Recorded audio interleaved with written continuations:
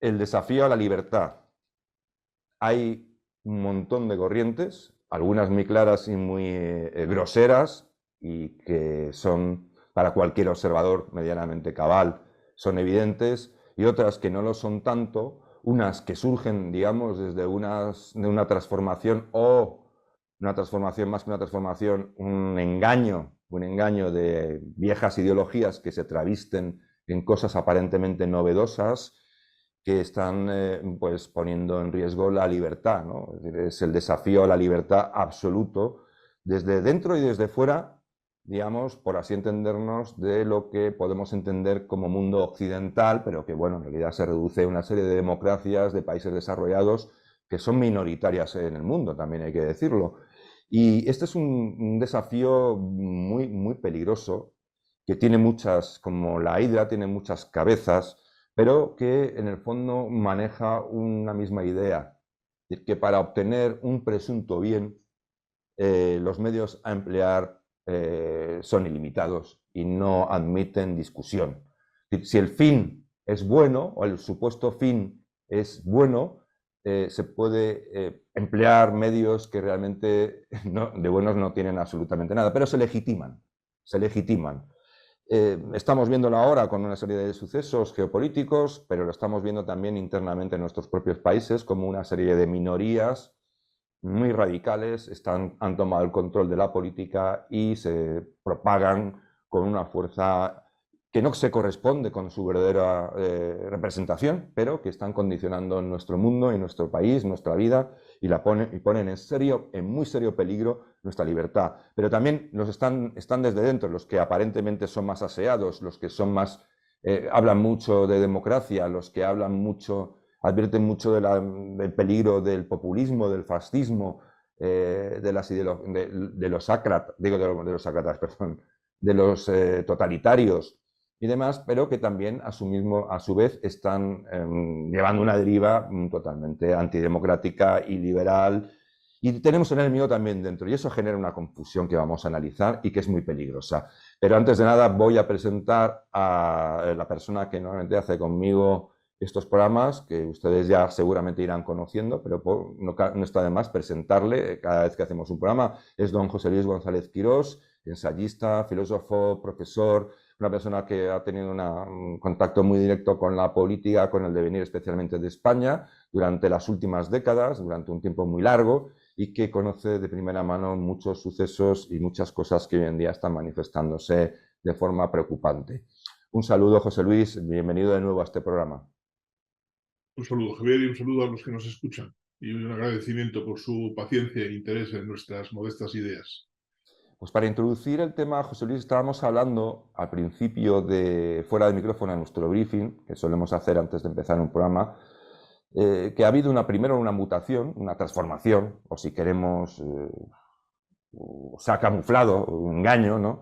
De esa izquierda convencionalmente comunista o marxista, que pues aparentemente ha renunciado a la revolución, a los medios violentos y a la imposición por la fuerza de una serie de ideas. Nos ha querido trasladar la impresión de que se ha adaptado a los usos y costumbres democráticos, al respeto a la democracia, pero que sin embargo desde dentro de la propia democracia no hace sino apoyar constantemente e incluso alentar pues cosas y sucesos y actitudes de terceros que son verdaderamente aberrantes, ¿no? Y que de alguna manera esa izquierda reconvertida en una izquierda más convencional, más aseada, civilizada, sigue manteniendo en el fondo actitudes contrarias a la libertad, desde luego, al respeto de los derechos individuales, sin duda alguna, y a la imposición mediante cualquier medio. Por ahora, la violencia directa no, pero sí utilizan la violencia política. Por ejemplo, el silenciamiento, el negar el pluralismo, el excluir socialmente a aquellas personas que tienen opiniones distintas, incluso llevarlos a la muerte civil, como hay varios movimientos de esa izquierda presuntamente civilizada que se dedica a hacer, ¿no? Hacer esos tribunales paralelos al margen de la justicia ordinaria, donde a las personas se las condena sin juicio previo simplemente porque hacen o opinan cosas que son contrarias a esos ideales de la izquierda. Yo lo pongo por aquí, pero me gustaría también, José Luis, si te parece bien, que hagamos luego un análisis más extenso, porque hay otros grupos que no son propiamente la izquierda, que no sé cómo calificarlos, que también, sobre pretexto de que tenemos en el propio Occidente una serie de élites o de políticos o de corporaciones que actúan también de forma bastante sospechosa, están también, digamos, poniendo en cuestión absolutamente cualquier bien o avance que haya traído la democracia liberal a Occidente. Pero yo te dejo ahora aquí colocado el balón en el punto de vamos a hablar de esos totalitarios travestidos de amantes de la democracia que siempre señalan la palabra con la democracia, la boca con la palabra democracia, pero en realidad lo que defienden, desde luego, no tiene nada de demócrata. Sobre todo no tiene nada de democracia liberal, es decir, de democracia que respeta reglas por encima del poder, ¿no? En el fondo, todo esto que estamos hablando, Javier, tiene que ver con la cuestión del poder y sus límites, ¿no? Es decir, el poder, cuando se siente sobrelegitimado, es un verdadero peligro, ¿eh? Porque resulta que olvida necesariamente, primero, su origen y segundo, su función, ¿no? Entonces, ¿qué ocurre cuando el poder en las sociedades de masas, que es en lo que estamos, ¿no? No olvidemos que el punto más importante para entender cómo vivimos hoy, las cosas que nos pasan, es darse cuenta de que estamos en sociedades de masas, sociedades muy pobladas, muy intensamente pobladas, con un nivel enorme de interrelación y esto es importante, en las que se ha roto completamente cualquier esquema digamos, tradicional de prestigio, de autoridad, de notoriedad, etcétera, ¿no? Donde resulta que el ideal democrático se ha transformado en una cosa que es muy discutible, que es la de que mi opinión vale tanto como la tuya. ¿Eh? Y se habla de lo que se hable, lo mismo si se habla de física cuántica que si se habla de feminismo o de la polución atmosférica, ¿no? Es decir, eh, mucha gente no tiene en cuenta que realmente cuando se pone a hablar no sabe lo que dice. ¿Eh? O sea, no tiene ninguna conciencia de su propio nivel de ignorancia, ¿no? Aquel ideal socrático de yo solo sé que no sé nada, aquí se transmite, se transforma en un ideal democrático que es que yo sé que lo sé todo. ¿Eh? O sea, no puedo hablar de lo que me dé la gana, ¿no? Mi opinión vale tanto como la de cualquiera, ¿no? Y si alguien me lleva a la contraria y es una persona aparentemente prestigiada y con títulos, pues con llamarle facha, asunto resuelto, ¿no?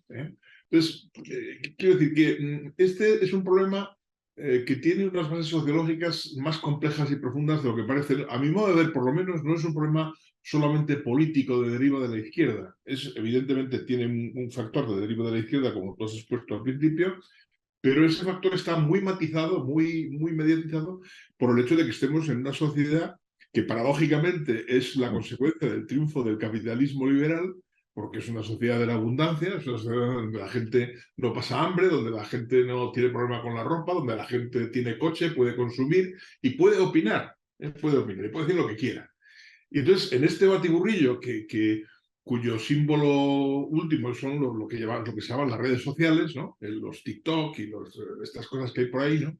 Pues es donde se ha perdido completamente cualquier atisbo de jerarquía, pero jerarquía en el sentido noble de la expresión, ¿no? Es decir, de que si yo, por ejemplo, me pongo a hablar de matemáticas y hablo con un colega que es laureado en matemáticas, pues yo, aunque sepa algo de eso, pues tengo que reconocer que lo correcto es ponerse a escuchar, ¿no? Entonces, la vida social es muy compleja en estas sociedades y la mayoría de la gente se tiende a dejar llevar por soluciones extremadamente simples, ¿no? Por ejemplo, pues yo creo que la mayoría de la gente hoy, frente a un tema del que estamos hablando todos, como es el problema, la guerra que se ha desatado entre Hamas e Israel, pues la mayoría de la gente, lo mismo de derechas que de izquierdas, tiene una solución simple. ¿Eh? La solución simple, una, es que lleven a Israel al Tribunal Penal Internacional, y la solución simple, dos, es que acaben con Hamas. Bueno, pues ninguna de las dos cosas puede hacerse, ninguna de las dos cosas es ahora mismo factible. Entonces hay que hablar de otro tipo, hay que abrirse a otro tipo de planes que son mucho más complejos. Pero claro, eso implica asumir para el que es pro-palestino o pro-israelí que las cosas no son tan simples. Es decir, que el mundo no es, a pesar de que en algunos aspectos sí lo sea, pero en general y siempre no es una lucha entre el bien y el mal. Es algo un poquito más matizado, es algo más difícil de decidir, ¿no? Y claro, mucha gente, sobre todo gente joven, que no tiene muchas lecturas, que no tiene mucha experiencia de la vida, que no está acostumbrada a analizar experimentos finos, a revisar sus creencias de acuerdo con los datos y tal, pues tiende a tener una mentalidad enormemente dogmática, enormemente talibán, por decirlo de una manera ya definitiva, ¿no? Entonces, claro, eso, termino ya, eso hace que haya una especie de lucha entre la moral, entendida de esta manera que voy a decir ahora. No me refiero a la moral en el sentido más noble del término, sino a la moral en el sentido del uso social que se hace de las creencias éticas, como un dogmatismo que es capaz de imponer una política. O sea, mis sentimientos morales me llevan a decir que esta política tiene que ser asumida por todo el mundo. El ejemplo para mí más claro de todo esto, hay dos que son tópicos, pero voy a decir uno que es el más, a mi modo de ver, el más evidente, ¿no? Es el feminismo.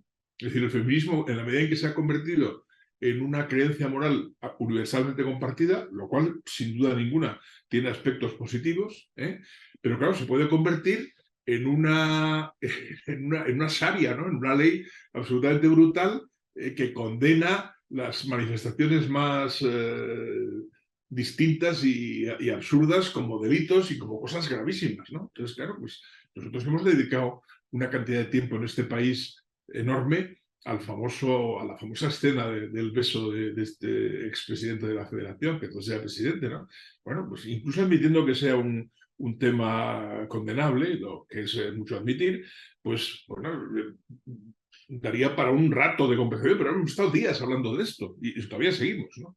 Entonces, quiero decir, hay un cortocircuito moral que hace que el feminismo, que es una aspiración moral perfectamente legítima, razonable y que además va en la línea del progreso, pero se convierta en un dogmatismo brutal, que lo zanja todo de una manera absolutamente radical. Y además se ve, hoy mismo leía la declaración de una futbolista que había participado en esta historia, se ve eso como un progreso. Hemos dado un paso más, hemos dado un paso más. Es decir, hemos cometido otra arbitrariedad. Nos hemos saltado las presunciones de inocencia, las leyes establecidas, los análisis de situación, todo para imponer este dogma moral que, insisto, no estoy criticando, simplemente estoy exponiendo cómo funciona socialmente del feminismo y aplicarlo de una manera autoritaria, dramática, unívoca e indiscutible a un caso pues, que podría ser enjuiciado de otras diferentes maneras, ¿no?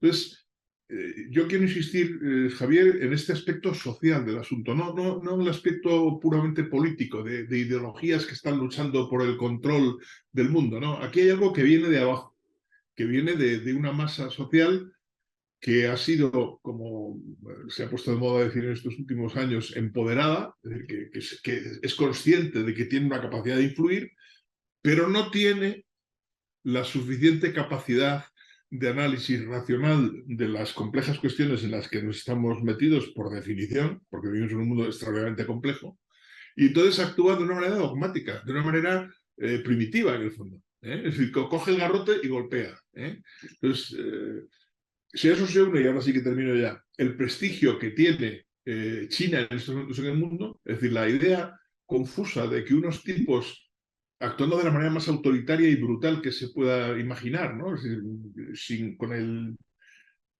un poder sin límite de ningún tipo, que son los tipos del Partido Comunista, que son unos cientos de miles, pero están perfectamente organizados, controlan una sociedad, no se mueve nada y han conseguido efectivamente que mejore económicamente de una manera espectacular, ¿no? Bueno, pues eso le ha dado prestigio al autoritarismo. Y el autoritarismo es la conversión en norma política de sentimientos morales muy básicos, ¿no? Ahí voy a hacer un matiz, si me permites, de lo de China. Es decir, hay una creencia, efectivamente, de que el Partido Comunista Chino y su planificación y su orientación política ha sido tan brillante que ha llevado a China a convertirse, digamos, en la potencia dispuesta y preparada para relevar a la otra gran potencia que es Estados Unidos. Bueno, lo que la mayoría del público no sabe es que realmente el éxito de China no se basa en la planificación del Partido Comunista, ni en el liderazgo del Partido Comunista, ni en nada, sino precisamente el éxito económico, por lo pronto, de China, porque habría que matizar el éxito, es un éxito económico, se debe precisamente a que el Partido Comunista Chino se ha abstenido informalmente de aplicar sus propios criterios. Es decir, el Partido Comunista Chino ha dejado manga ancha, o había dejado manga ancha hasta la llegada de Xi Jinping, para que, bueno, pues la propia sociedad china pues, tuviera iniciativa, emprendimiento, y en todo caso lo que hacía el Partido Comunista Chino era convertirse en el socio obligatorio de todas aquellas empresas de éxito chinas para llevarse su parte.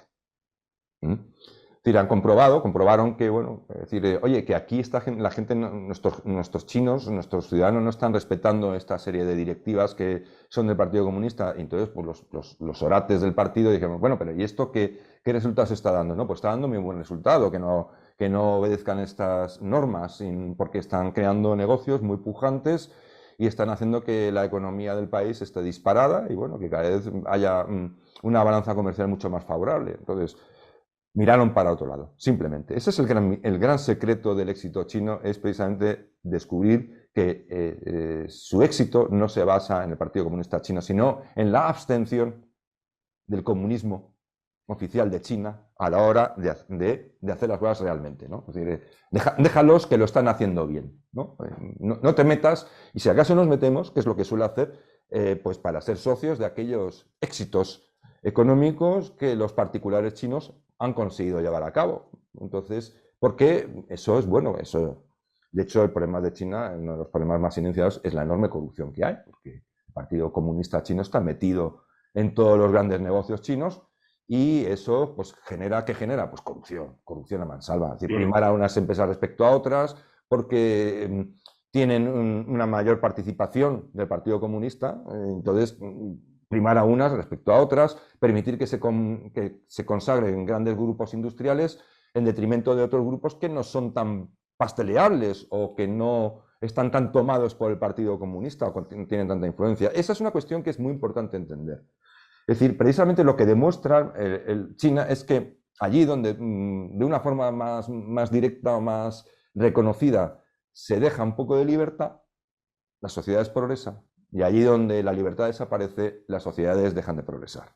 Yo creo que esa es una de las lecciones que, por ejemplo, se está plasmando de forma muy evidente en Europa, a través de una Unión Europea que ha ido dando un giro gradual hacia un prohibicionismo, digamos, pues ubicuo. Es decir, el otro día, ayer salió una noticia de que la Unión Europea, por poner un ejemplo de hasta dónde puede llegar la estupidez del prohibicionismo, pues salió una noticia de la Unión Europea que va a prohibir los césped artificiales que hay en los estadios donde no hay césped natural porque es muy costoso, requiere, pues, sobre todo, mucho riego también, ¿no? Que luego me imagino que si prohíben el césped artificial, pues cuando pongan un césped normal, pues también tendrán problemas, porque por la cuestión medioambiental no se podrá regar demasiado. Entonces, no gastemos demasiada agua, tampoco se podrá tener césped normal.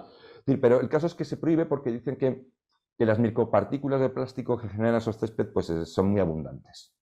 Entonces, es una Unión Europea pendiente de estupideces, pero que se dedica básicamente a ir prohibiendo y prohibiendo y prohibiendo y complicando la vida y complicando todo lo que tenga que ver con la actividad cotidiana de los europeos, ¿no? Entonces, esa es un ejemplo paradigmático de una Europa que está dejando de crecer y una Europa muy decadente, sobre todo desde el punto de vista del bienestar, cada vez más decadente, a pesar de lo que digan, es decadente. Cada vez más países de la Unión Europea pues, tienen problemas, otros progresan más rápidamente precisamente porque se evaden o vienen de nuevas y se evaden, se zafan como pueden de estas directivas, por lo cual son sancionados, también hay que decirlo, España no es sancionada, aunque el presidente del gobierno se vaya a cargar, no a rematar la separación de poderes. Eso no provoca demasiada alarma todavía en Europa, aunque dicen ya algunas cositas. Pero bueno, lo que quiero poner como ejemplo es que allí donde la libertad es cada vez más difícil, se producen efectos contrarios al progreso y la prosperidad de las personas, al bienestar.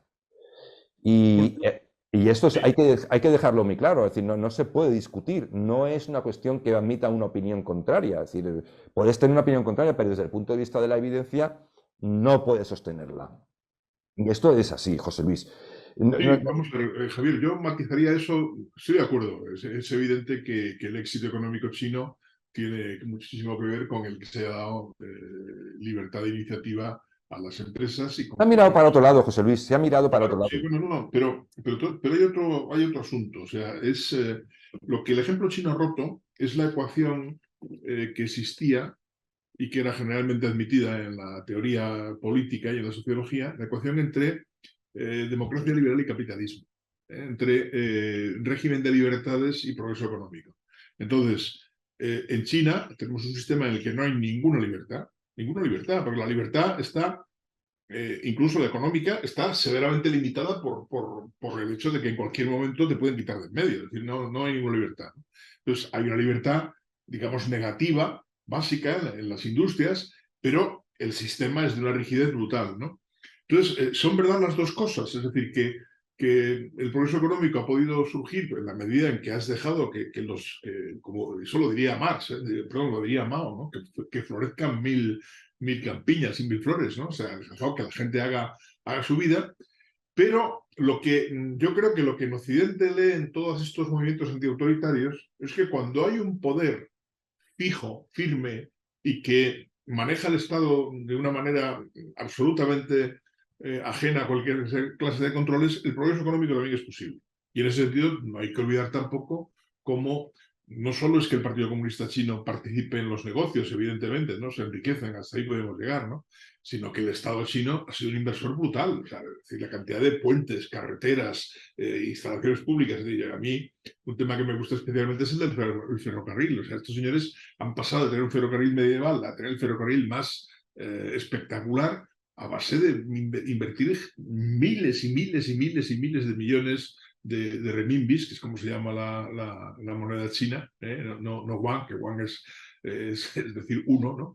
De renminbis que los han sacado con la maquinita, es decir, con la autocracia brutal de un Estado todopoderoso. Pero bueno, tienes absolutamente la razón en que no hay posibilidad ninguna de progreso económico y de avance científico si no hay un clima de libertad, ¿no? Lo que ocurre, para volver un poco a nuestro tema tal como lo hemos anunciado, lo que ocurre es que mucha gente eh, recoge su moral política en unas fórmulas tremendamente dogmáticas. Sobre todo, insisto, la gente joven, ¿no? En este sentido, el caso para mí paradigmático no es el feminismo, sino el ecologismo, ¿no? Hace poco la Unión Europea pues, hizo una cosa que para mí está llena de buen sentido, que es, digamos, aligerar las normas que trataban de imponer el crecimiento del mercado de los coches eléctricos a una velocidad de crucero fácilmente insostenible, ¿no? Entonces, Imposible. pues, se alargó un poquito el periodo y yo supongo que se alargará más, ¿no? Bueno, por ese motivo hubo en Alemania unas manifestaciones bastante potentes y la lideresa, la chica, una chica muy joven, no tanto como Greta, pero pocos años más, hizo unas manifestaciones que a mí me llamaron mucho la atención, que es que más o menos vino a decir que en ese momento la Unión Europea había condenado a muerte a 700.000 personas. Es decir, que el retraso de 2 años en la aplicación de la norma Eurocap, que me parece que es como se llama, suponía, según esta jovencita, 700.000 muertos. Ahora, Y no, la norma Euro 7. sí, perdón, Euro 7, Eurocap es otra cosa, sí, la Euro 7, ¿no? Entonces, bueno, lo que es tremendo es que hay una persona que puede hablar de 700.000 muertos sin el menor atisbo de duda. Es decir, sin decir, oiga, esto de los muertos hay que contarlos. O sea, es que no se puede hablar de muertos ni de vivos. Es decir, o sea, ¿por qué 700.000 y no 1.200.000 o 350.000 o 47? Es decir, yo te he contado muchas veces el chiste 2004 indios, ¿no? El del jefe que le dice al tío que está vigilando de la de los sitios, ¿cuántos vienen? Y dice 2004, y dice, ¿cómo lo has visto? Y dice, porque vienen 4 y luego como unos 2000. Bueno, pues es que muchas cuentas de estas están hechas de esa manera. O sea, se sabe que hay personas que tienen afecciones pulmonares a causa de la contaminación y hasta se puede, no es que esté muy bien hecho, seguro, ¿no? Pero hasta se puede hacer una extrapolación de eso, pero de repente sale y dice 700.000, como podría haber dicho 1.000.000, ¿eh? Pero en lo que me quiero fijar no es en el hecho de que muy probablemente la estimación sea errónea y arbitraria, sino en el dogmatismo de la afirmación. Es Mm. decir, esta mujer o esta chica ha convertido su creencia, la creencia de que el capitalismo, porque al final es eso, al final no nos olvidemos, detrás del ecologismo lo que hay es una actitud anticapitalista, vamos, del ecologismo militante, ¿no? Del capitalismo está destruyendo el mundo, lo cual es una cosa verdaderamente inaudita, porque es que nunca hemos tenido un mundo tan armónico, tan razonable, donde la vida humana sea tan cómoda, donde las personas vivamos tanto, ¿no? Bueno, pues ese capitalismo está destruyendo el mundo a toda prisa. Y la única salvación es hacerle caso a ella y a quienes como ella quieren imponer un grito absolutamente dogmático de que hay que limitar pues todo lo que sea expulsión de gases, todo lo que se les ocurra, que a saber lo que se les ocurrirá. Tú acabas de citar las particulillas del césped, pero en cualquier momento pueden decir que son los pedos de vaca o los saltos de logrillos, ¿no? Es decir, nunca se sabe por dónde pueden salir, ¿no? Entonces, ese es el punto clave, el punto en el cual gente que es muy ignorante, es decir, que no se ha puesto en serio a estudiar el asunto del que habla, ¿eh? Habla de memoria. A Yo mí no me gustaría dudo. añadir aquí, José Luis, un factor que es importante. Es curioso porque todo este tipo de organismos, organizaciones y demás, tienen una serie bueno, pues de ayudas o influencias que, bueno, pues que a veces si se rastrea un poco, pues acaba uno dándose cuenta de que en realidad detrás de estas organizaciones, tal como ocurría con la Unión Soviética en su momento, pues, pues son agentes externos, es decir, no son tan autóctonos los recursos como puede parecer, es decir, no surgen por ciencia infusa de nuestras propias sociedades, sino que son también animados por otros países, que curiosamente es lo que deberíamos plantearnos, hacernos una pregunta capciosa, es decir, ¿cómo es posible que estos tipos que tenemos aquí tan ecologistas estén empeñados en que dejemos de hacer infinidad de cosas que nos han proporcionado un enorme bien, y sin embargo quienes los apoyan, directa o indirectamente, esos países, no hagan ni puñetero caso de nada parecido? Es decir, es curioso que Europa tenga que pegarse un tiro en el pie, o los dos pies, por estas, siguiendo los criterios del ecologismo rampante, mientras que China pues, va a construir no sé cuántas centrales de carbón, más. Es decir, que se pasa por el forro cualquier, por mucho que lo hagan propaganda, los hechos, los cuantitativos, es que China cada vez gasta más energías derivadas de combustibles fósiles. Es decir, eso es una realidad y que tiene un plan para incrementar todavía más ese consumo, ¿no? Esa producción, ese consumo de ese tipo de energías. Sin embargo, aquí en Europa estamos todos muy preocupados y muy aleccionados para decir, no, nosotros incluso es mejor dejar de crecer económicamente, dejar de prosperar a cambio de cuidar el mundo, ¿no? Es decir, nosotros vamos a hacer ese sacrificio, pero nadie más.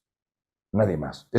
También conviene planteárselo, es decir, porque o una verdad es una verdad, o es una verdad que es una mentira. Es decir, como decía, o estamos todos o no está ninguno. Eso por un lado. Por otro lado, también me gustaría apuntar a esa visión también contraria, absolutamente contraria, y negativa del capitalismo, del liberalismo. No del liberalismo pacato y beato y memo que podemos ver en la Unión Europea. Hablamos de un liberalismo en el sentido de una sociedad que confía, da confianza y fortalece a los propios individuos y les da más competencias en lugar de tantas competencias al Estado, les confía más, esos individuos desconfían del poder, lo cual les permite mantenerse razonablemente a salvo de los abusos de poder. Ese es el liberalismo al que yo me refiero, no el liberalismo de la Unión Europea, no del supuesto liberalismo de von der Leyen y compañía, no. Eso es otro tema que podemos hablar luego si da tiempo. No, hablo de ese otro grupo que no es extrema izquierda, ni es izquierda, ni es nada parecido, que yo los llamaría como una neotradicionalistas, que han considerado y señalan también al capitalismo, al consumismo, a Estados Unidos, por supuesto, que es la cuna en buena medida de alguna de estas cosas, como el enemigo. Como un enemigo que es el que nos ha llevado al decaimiento moral, a la decrepitud moral, y a que las sociedades entren en una deriva que es tremenda, apocalíptica, en la que pues, efectivamente la moral desaparece, ¿no? Es decir, bueno, incluso se asocia con ese liberalismo la pederastia, se asocia con ese liberalismo una serie de actitudes que para la mayoría de las personas son aberrantes, ¿no? Son aberrantes, ¿no? Y me llama la atención porque son estos que, por ejemplo, en un momento dado, pues no sé, se ponen del lado de Putin en la cuestión de Ucrania. Como dices tú, como olvidamos que a veces no es solamente distinguir entre el bien y el mal, sino que las cosas son bastante más complicadas, pues estos directamente consideran que el bien es Putin y el mal es Occidente, el mundo anglosajón. No quieren salvar a Occidente, pero lo quieren salvar de una forma muy misteriosa, cuando menos, ¿no?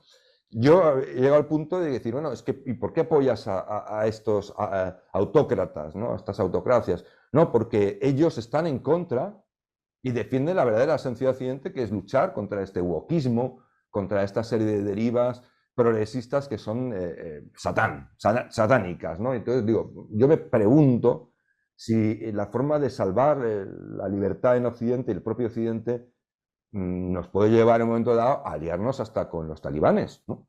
Porque los talibanes son enemigos declaradísimos de todo lo woke, de la homosexualidad, es decir, de todo aquello que a estas personas les parece que nos conducen al abismo, ¿no? Entonces, para terminar, yo diría que hay una confusión mayúscula y esa confusión mayúscula, a veces quiero pensar que en algunos casos por buena voluntad, pero yo sospecho que es más bien resentimiento y malos sentimientos que otra cosa, envidia, yo qué sé, resarcimiento, lo que sea, nada bueno sale de ahí. Pero bueno, yo quiero pensar que una parte es por buena voluntad, muy equivocada, y la otra es por mala voluntad, pero en conjunto, esto se suma a las otras corrientes, a las autocracias. Por ejemplo, Irán es una autocracia que persigue descaradamente imponer un nuevo orden mundial junto con China, con Cuba, con Venezuela, que hay unas, o sea, no es nada nuevo, hay unas alianzas ahí clarísimas entre una serie de países para acabar con el orden liberal occidental, que ha sido, no ha sido dominante, pero que se ha consolidado como resistente, ¿no? Como una parte del mundo ha resistido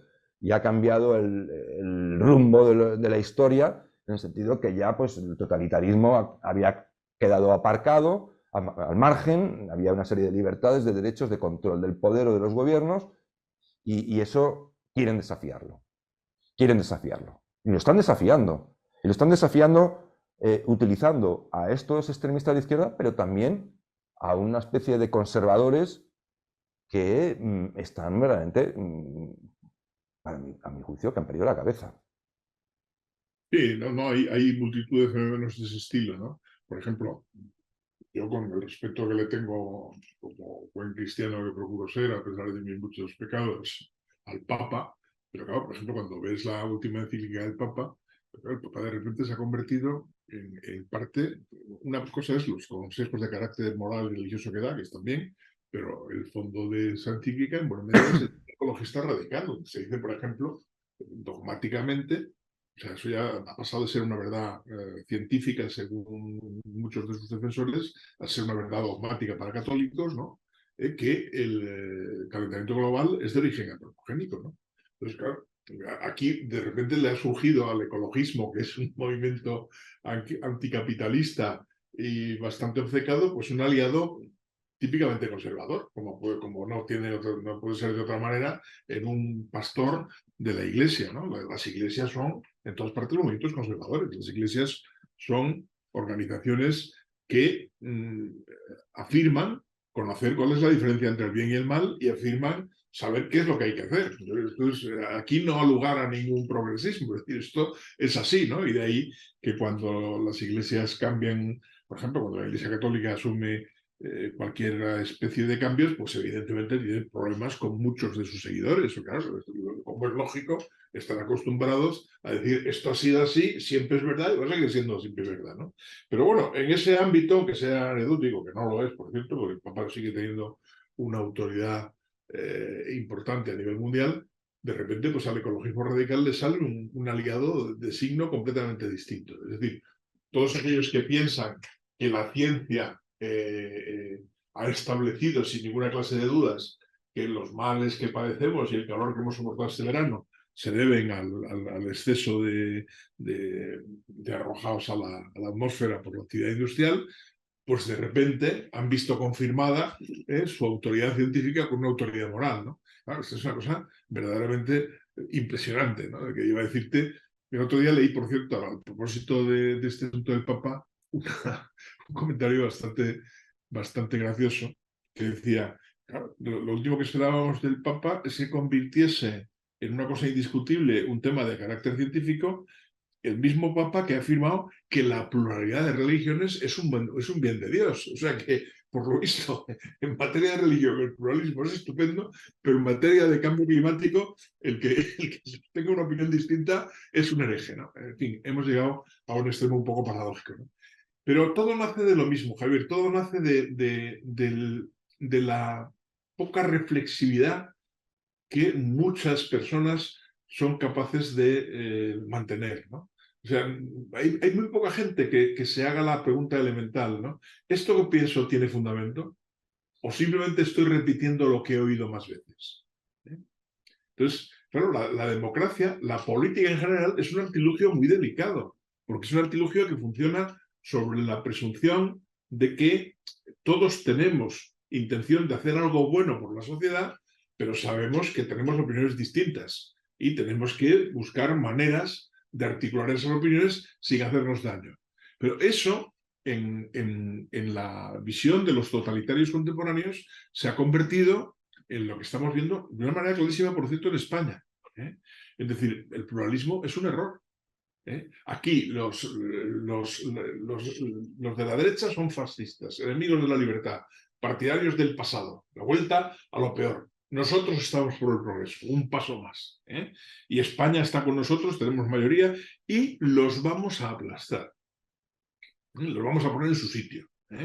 Vamos, por el contrario, vamos a liberar a los que han trabajado en esta dirección, vamos a dar la amnistía a los catalanes revoltosos, si de paso sacamos al del ERE de la cárcel, pues mejor todavía, pero es eso, es porque está empezando a funcionar una lógica que no es una lógica política, es una lógica dogmática, es una lógica de exclusión, no de cooperación y tampoco de competencia. Es decir, cuando en política se admite que la competencia es el mal, entonces tú estás haciendo que la política desaparezca. Le puedes echar la culpa al otro, pero tú estás contribuyendo a que eso marche mal, ¿no? Y entonces parte del desprestigio de la democracia liberal, de las democracias liberales y del prestigio del autoritarismo, viene de esa convicción moral e intelectual de mucha gente que sencillamente no se da cuenta de que una cosa es que tenga muchas posibilidades de carácter económico, de libertad moral y de acceso tecnológico, y otra cosa es que sepa realmente entender el mundo en el que vive. Es decir, todos podemos darle un botón y hablar con China, pero hay muy poca gente que sea capaz de explicar con un mínimo de coherencia cómo se ha hecho eso posible. Hay una ciencia complejísima, hay una tecnología complejísima detrás de todo eso. Entonces, por paradójico que resulte, los avances tecnológicos le producen a la gente la sensación de que todo es muy sencillo. Y entonces esa convicción de que todo es sencillo se traslada al terreno moral. Entonces, si resulta que las cosas no son como a mí me parece que tienen que ser, la consecuencia es la maldad del contrario. Hay que eliminarlo, hay que quitarlo del medio. Es un análisis, digamos, político-tecnológico, ¿no? Es como si dijéramos, me están dando un tambor para comunicarme cuando ya hay teléfonos. No, denme el teléfono. Bueno, pues mi convicción es que el ecologismo es el teléfono. Hay que quitar el tambor del carbón, ¿no? O sea, es esa idea simplísima de que el progreso consiste en hacer verdad una serie de convicciones profundas, que tampoco son tan profundas, porque la verdad es que cuando luego examinas, las razones por las cuales la gente es ecologista o es de izquierda son la mar de precarias, ¿no? Pero bueno, las toman con pasión. Son mis convicciones, ¿eh? Son mis sentimientos. Es lo que yo quiero, ¿eh?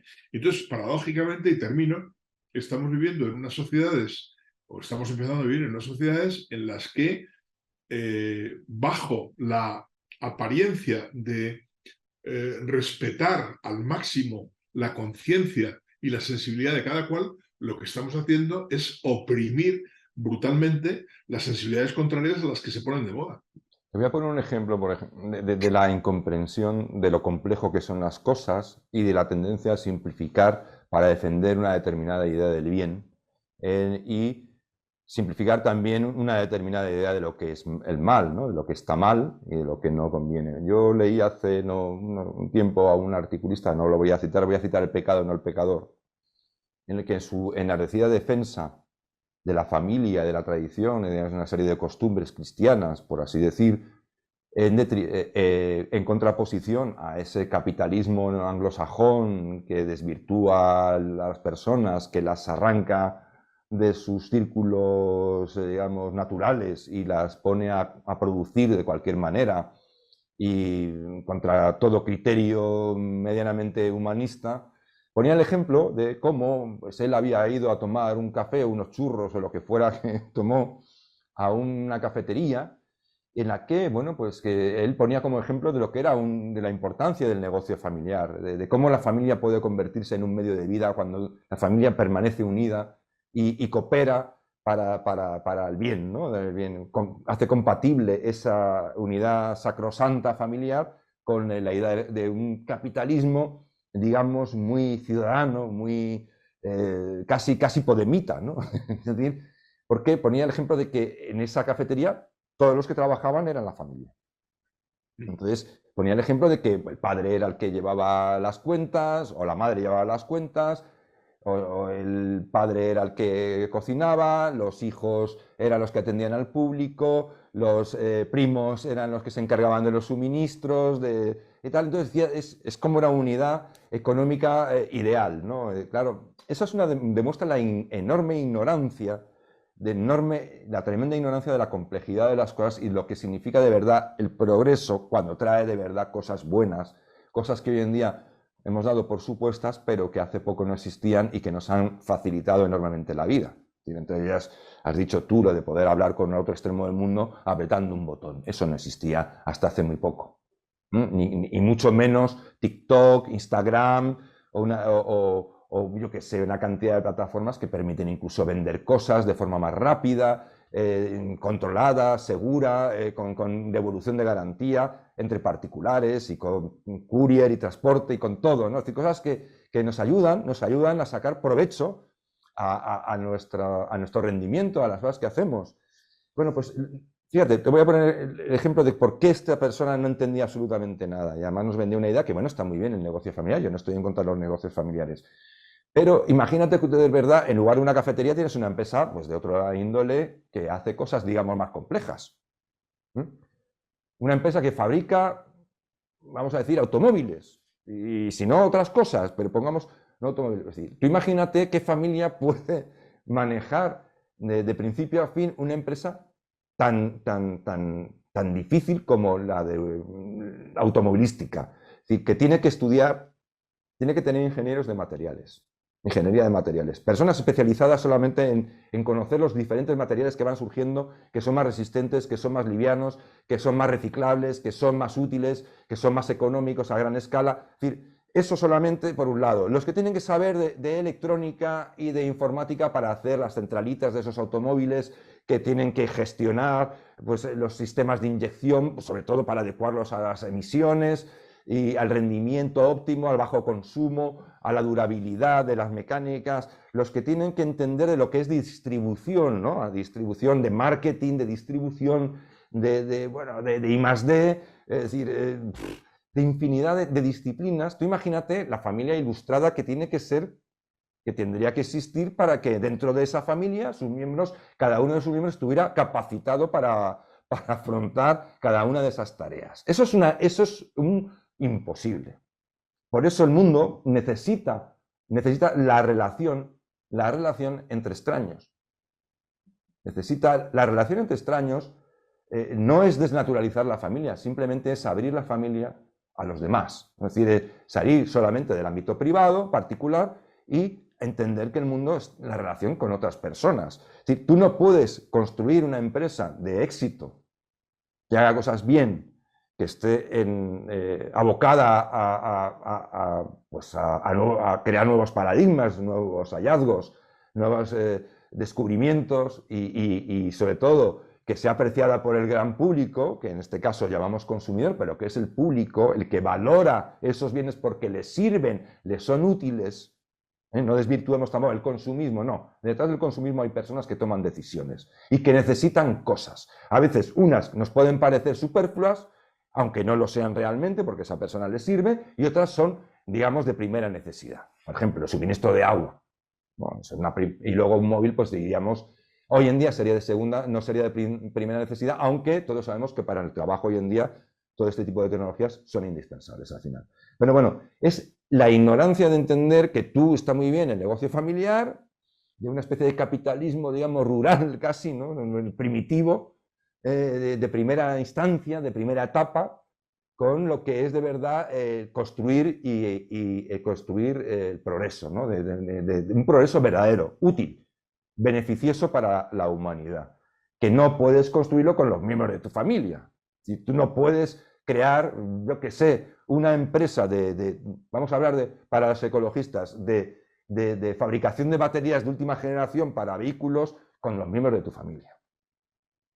Bueno, es que todo Necesitas eso el conocimiento de personas que no forman parte de tu círculo. Tienes que incorporar un montón de conocimiento que viene de claro, fuera. pero es que eso es la ignorancia, es una ignorancia No, pero eso sirve enciclopédica. para condenar el capitalismo. Es decir, pudiendo vivir tan bien, tan ricamente como viven estos señores con su cafetería, ¿para qué nosotros necesitamos contactar y desnaturalizarnos, haciendo que las familias deje de ser la unidad fundamental del progreso? No, la familia es una unidad fundamental para mí moral, en el sentido de educación, de formación, de afecto, de apoyo en última instancia. Cuando las cosas vienen mal dadas, no hay, como los de tu sangre, se supone que ningunos, nadie. Entonces es una unidad, digamos, de origen primario que a mí me parece muy bien. Yo no estoy en contra de la familia, al contrario, estoy a favor de ella. Pero eso no es la explicación, no puedes convertir eso en el dogma que tú dices de que todo tiene que reducirse a eso y lo que es más allá de ello, va más allá de ello, es transhumanismo, es como decadencia, el mal, abres la puerta al mal, el mundo se corrompe, solo es el consumismo lo único que manda en nuestras vidas. ¿Me entiendes lo que digo, José Luis? Claro, claro, eso es ideología conservadora, en este caso de carácter de matriz católica. De matriz católica. El catolicismo yo creo que ha aportado muchas cosas buenísimas al progreso de la humanidad, pero alrededor del catolicismo han surgido algunas rémoras. Por ejemplo, por citar una que está muy de moda también, la Iglesia en muchos momentos de su historia, y en particular la Iglesia católica, ha sido muy antisemita. O sea, aparte del antisemitismo que existe hoy en la sociedad española, tiene una raíz católica, una raíz porque era el pueblo deicida, se decía incluso en la liturgia, ¿no? Y otra de las cosas negativas que han acompañado al predominio enorme que la Iglesia ha tenido en concreto en la historia española es esa visión de un orden natural, eterno, absolutamente inquebrantable, que es un orden moral a su vez, y es el orden social y político, ¿no? Donde todo tiene que estar en su sitio, ¿no? Y las cosas que se salga de su sitio es un pecador, ¿no? Claro, el que se salga de su sitio es un pecador, ¿no? Entonces, claro, eso es negar la existencia del mundo moderno. O sea, el mundo moderno es justo el mundo que en un momento dado rompe con esa estructura. Yo les decía muchas veces a mis alumnos que incluso la palabra familia tendría que darles pistas de por dónde va la cosa. Familia no deriva, deriva de famuli, que en latín quiere decir los criados. O sea, la familia, el nombre de familia es el nombre de una unidad económica. No, inicialmente, no el nombre de una unidad sentimental. Si hubiera sido el nombre de una unidad sentimental, tendría que el nombre de haberse derivado de filium, hijo. y haberse llamado Fililia o algo así. No, se llama Famui Familia, porque la familia ha cumplido durante muchísimo tiempo una función económica, donde, por cierto, el paterfamilias era el dueño absoluto, ¿no? Claro, pero eso se acaba con la modernidad. Es que es así de sencillo, es decir, es que es condenar directamente los últimos 4 siglos de historia, nada menos, ¿no? No comprender un proceso que ha sido decisivo para que bueno, pues Europa salga de este pequeño continentito que está aquí entre el Mediterráneo y el Atlántico, se expanda por el mundo, tropiece con otras culturas, se organice el mundo que hoy conocemos, ¿no? Entonces es absolutamente absurdo hacer razonamientos de ese estilo. Pero que son también razonamientos fundamentalistas, razonamientos de querer imponer a todos una moral particular, que está muy bien para que tú la preserves en tu intimidad, pero no la puedes convertir en una regla universal, porque las cosas no funcionan así. Tú, por ejemplo, puedes dar limosna, pero no debes exigir que las empresas den limosna. Las empresas no están para dar limosna, las empresas están para hacer productos y ganar dinero. Lo primero es lo más importante, por cierto, en contra de la teoría de que la empresa está para generar beneficio al accionista, ¿no? El beneficio del accionista es la motivación de la existencia de la empresa, pero lo que la justifica es que sea capaz de producir bienes de uso común y bienes de utilidad que compra un Claro. mercado. O sea, Pero ganes más o una menos empresa dinero. no puede existir si el público no valora lo que produce. Eso es lo más importante, ¿no? Entonces, quiero decirte que detrás de estos fenómenos de los que estamos hablando, de autoritarismo, ¿no? De dogmatismo, de antimodernidad, de anticapitalismo y de condena de todo lo que a muchas de estas personas les parece demoníaco, lo que hay es una incomprensión radical de cómo hemos progresado. O sea, si tú eres así, te deberías de ir a la tebaida. Si tú piensas eso en serio, tendrías que hacer lo que hacen los Amish. O sea, búscate una zona rural, empieza a trabajar, si acaso, con caballos y con vacas, no Bueno, consumas y gasolina no muchas y no vacas. muchas, y no tengas, sí, porque eso los ecologistas te atacarían, ¿no? Lo he visto, los pedos de vacas son muy Vacas perjudiciales. O sea, pocas. yo realmente, que he vivido durante 4 años en Asturias al lado de una finca de vacas, que de vez en cuando efectivamente se hacían notar, ¿no? Pero vamos, nunca he visto en eso, me cuesta mucho trabajo ver en eso un peligro ecológico, ¿no? Entonces, por eso a mí me gusta insistir, quizá por mi condición de muchos años de profesor, en este aspecto intelectual. Es decir, si la gente tuviese el hábito de poner en duda un par de veces al día nada más algunas de sus convicciones, la mayor parte de las veces para confirmarlas, pero ponerlas en duda, verlas del revés, ver hasta qué punto son razonables, ver cómo aguantan las críticas, ver si son capaces de resistir con datos contrarios, ¿no? Pues el mundo sería de otra manera y seríamos más comprensibles para los demás y más comprensivos con los demás, ¿no? Mientras que si lo que hacemos es interiorizar nuestras convicciones, convertirlas en dogmas, en absolutos, en algo que queremos al final imponer por la fuerza. O sea, el único sistema en el que una política montada sobre convicciones de ese estilo puede funcionar es una teocracia, es el Irán. Es decir, donde hay una regla que no se discute, donde se dice que las mujeres tienen que llevar velo y si no las puedes tirar al metro para que les atropelles. Ese sí. Entonces, uno tiene que escoger entre un mundo dominado por una convicción teocrática, que supuestamente tendrá las virtudes que fuere, pero no es la convicción democrática, o un mundo dominado por la idea de que es legítimo discrepar, es legítimo tener ideas distintas acerca del bien, es legítimo sostener posiciones contrarias. Lo que hay que hacer es establecer unas reglas, que eso es lo que es la democracia liberal, para que esas discrepancias se puedan articular y se pueda sacar un beneficio de ellas. Pero lo que evidentemente no es posible es tener una democracia autoritaria. Eso es una contradicción en los términos. ¿Que vamos hacia eso? Yo creo que no, yo soy optimista, yo creo que venceremos. Pero que muchos querrían ir hacia eso, no me cabe duda. Es decir, los chicos de Podemos siempre están en un tris de imponer sus criterios por las bravas. O sea, Pablo Iglesias lo dijo muy claramente cuando estuvo a punto la primera vez de pactar con Sánchez, cuando Sánchez todavía pensó que se podía librar de él, ¿no? Luego se abrazó amorosamente a él, aunque ha conseguido deshacerse de él por movimientos sutiles, ¿no? Pero Pablo Iglesias lo dijo muy claro, yo quiero el CNI y televisión española. Es decir, quiero espiar y controlar. O sea, es decir, mandar y que la gente haga lo que yo digo, porque esa es la única manera de ser felices. Sobre todo él, claro, si la gente le obedece, pues yo ayer estuve aquí una de mis nietas, la más pequeña, y resulta que dice que quiere ser maestra. Y yo le pregunté que por qué quería ser maestra. Y me dijo, porque los maestros mandan mucho. ella ve que va a clase y ahí hay que hacer lo que dice la maestra, ¿no? Entonces, de hecho, estuvo haciendo con nosotros, nos convirtió en alumnos y nos puso notas, ¿no? Bueno, pues detrás del autoritarismo hay esa tentación de mi nieta pequeña, ¿eh? Mandar mucho. Que los demás hagan lo que yo digo. Mientras que, como dijo sapientísimamente Hayek, la libertad consiste en que haya gente que pueda hacer cosas que no nos gustan nada. ¿eh? Entonces, el autoritarismo es lo contrario de la libertad. Es imponer conductas, es imponer dogmas, es imponer restricciones, es prohibir. El autoritarismo es prohibitivo. ¿no?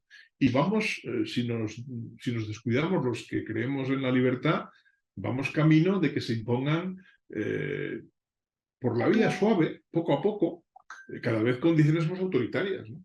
Prohibiciones de todo tipo, normas de todo tipo. Tú no puedes dar un paso sin pedir permiso. Y eso es muy peligroso. Yo para concluir, que vamos ya en el tiempo, añadiría que efectivamente lo que tú comentas es el problema que hay, es que son muchas corrientes distintas.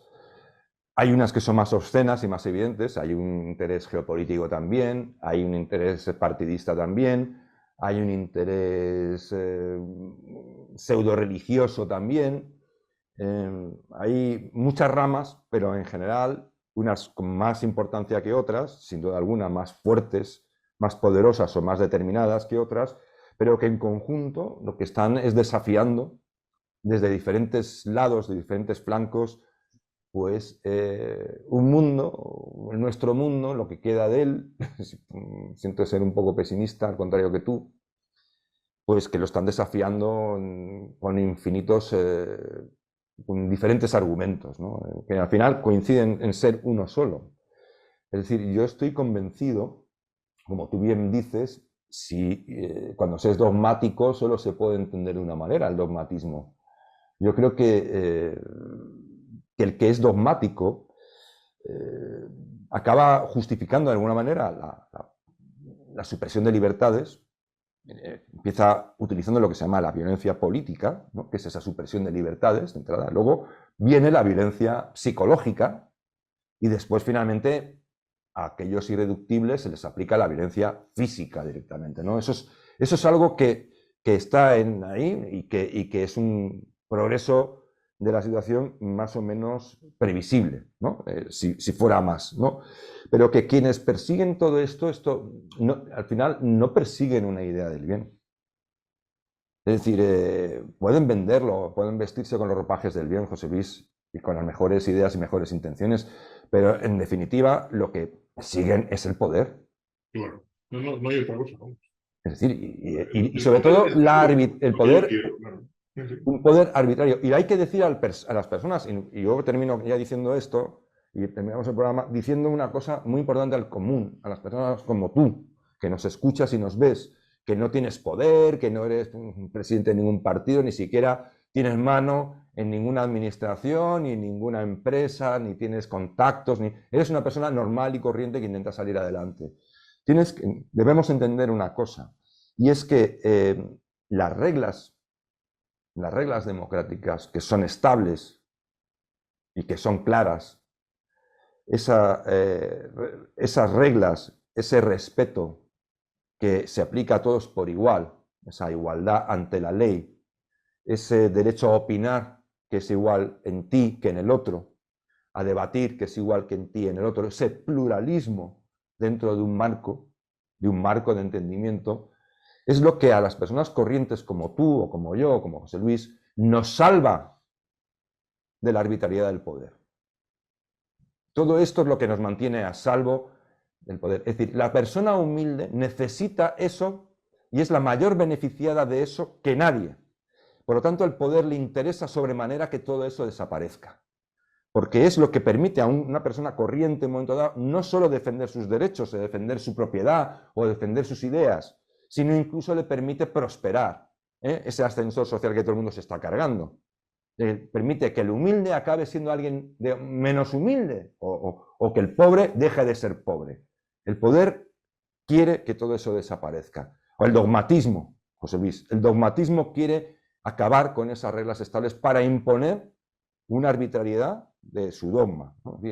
Es que es lo peor que le puede pasar a una sociedad. Así es, así es. Es terrible, ¿no? Ver cómo ideas tan simples y tan primitivas se pueden acabar adueñando de la voluntad de la gente, ¿no?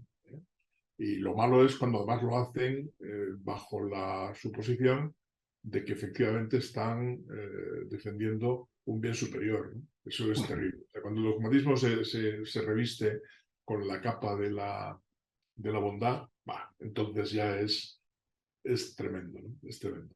Y la libertad de cada uno de nosotros efectivamente existe para poder decirles a esos señores, hasta aquí no puedes llegar, esto no puedes hacerlo, el poder tiene límites. Y esos límites los marca la ley y los marco yo. Muy bien, José Luis. Pues yo creo que ahí terminamos. Creo que estamos en tiempo y bueno, pues muchísimas gracias una vez más, José Luis, por participar en este programa y aportar tu pensamiento más que razonable y tu buen entendimiento de las cosas o tu entendimiento racional de las cosas. Y bueno, como digo, aquí hemos terminado. Como os digo siempre, pues nada, que tengáis una semana lo más llevadera posible y muchísimas gracias por estar ahí.